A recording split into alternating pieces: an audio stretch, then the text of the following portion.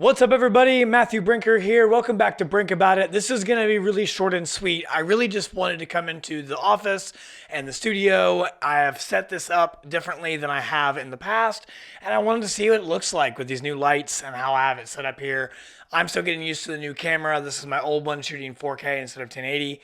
So this is all still very new to me. I'm still getting used to it. I'm still getting used to all my new gear, my new schedule, blah, blah, blah. All the things are happening. I have interviews to do some client work this whole week. I've got a friend coming in town. I shot 2 Pride events this last couple weeks, and I've been busy. Been doing vlogs, all kinds of stuff. The thing that I really am frustrated about, though, that I do want to talk about really quick is just feeling like nothing is ever good enough. Feeling like no matter what I do or how much I do, it's not enough. And the way I'm combating that is by just doing one thing every day, trying to put out one video, one little piece of content, impact one person every single day, because it just feels like in today's world, it's never good enough. What we do, what I do, feels like no resume I ever generate's good enough for a job. I make them myself, and I make them stupid on purpose. Same as I want this lighting set up to not be right. I don't want it to be traditional. I don't want it to be 3-point lighting. I like the glare of my glasses. I want there to be some down light here. I want this to pull me off the background a little bit. Hopefully that works. My resumes, I want to jump out. I don't want them to look normal. I want you to either be like, wow, that guy's an idiot, look at his resume, or like, wow, that guy's different, look at his resume. I knew a guy once that said that he was an assistant basketball coach, and he said he wrote his resume on a basketball and mailed it to a head coach in college. And a couple years later, that head coach hired him for a job. So I think that standing out's more important than fitting in. And I think that when you do that, you're probably going to be walking uphill in the snow both ways to school every morning, if you know what I mean. It's just going to be harder. And I'm fine with that. I was really discouraged yesterday, to be honest, really discouraged. And I was talking to a friend, and they were encouraging me. And another friend of mine gave me this book. It is David Mamet. Hopefully I don't jack that. But it's called On Directing Film.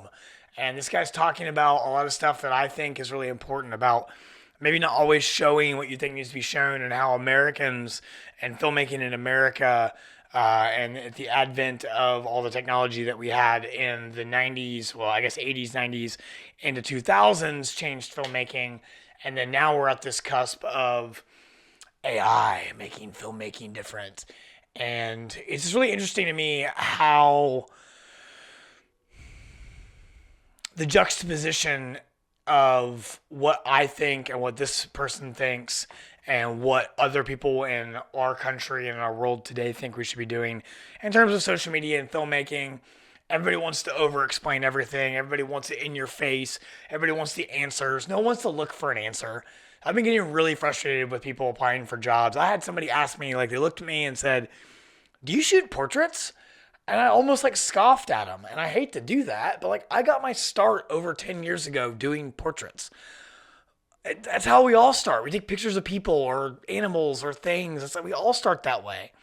And yeah, I don't do like portrait photography like it's the only thing I do, but like it's in my wheelhouse.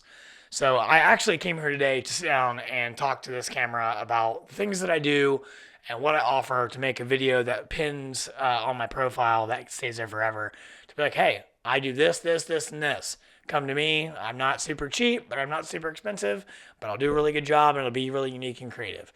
So that's all for me. I just wanted to stop in here and look at this. I wanted something to edit so I can look at the lighting. I've got a lot going on. I've got a lot in my head. I've got to get all this done, break all my gear down, pack it all up, repack from the weekend. It's just been hectic. Life is hectic. Interviews and gigs and friends and travel. And I went to Vegas. I haven't talked to you guys about that. But I'm going to. I think I'm going to come in here tomorrow and actually sit and do a proper episode. And then I've got a friend coming in town who's a creative friend named Josh. He's hopefully going to spend, I don't know if he's going to spend the whole weekend with me, but he's going to spend part of the weekend with me just to jam, talk about art, all that good stuff. So I'm planning on being back here more often. I'm finally trying to get my kind of schedule solidified and get things in place, find some side gigs that are regular that I can do on a weekly basis. So I'm figuring things out as I go, as usual. And what I'm really hoping is with this lighting setup, I can walk in, hit a button, put my cameras up, film. And I might even leave my second and third camera here from now on, but that might be logistically difficult. So who knows? So, yeah, that's all. Thanks for spending some time with me. Remember, please, that passion is priceless. Execution is everything. Art is not optional. My name is Matthew Brinker. This was the shortest episode of Brink About It that will probably ever exist. But I just wanted to come in and look at this and say hi and let you know I'm still alive and still doing things. And we'll see where this all goes. I feel like I'm either like right next to everything going very, very largely wrong or everything going very largely great. So we'll find out together. Bye. I also want to see like if the shadows, like does this fuck with my face? How do I look? Other than the glare, is it too bright? Is it good? So I want to see. I want to be away from the background. I want that illuminated behind me, and I want there to be a little bit of cast here, cast there. So we'll see. I might put what they call a cookie on that, which like shapes the light. But we'll see. There's one on the other side too for guests, and then my 3-point setup here. Not 3-point setup. My 3 light setup here with soft boxes that I think are really good. So that's enough rambling for me today. Thank you so much. Goodbye. Idiot.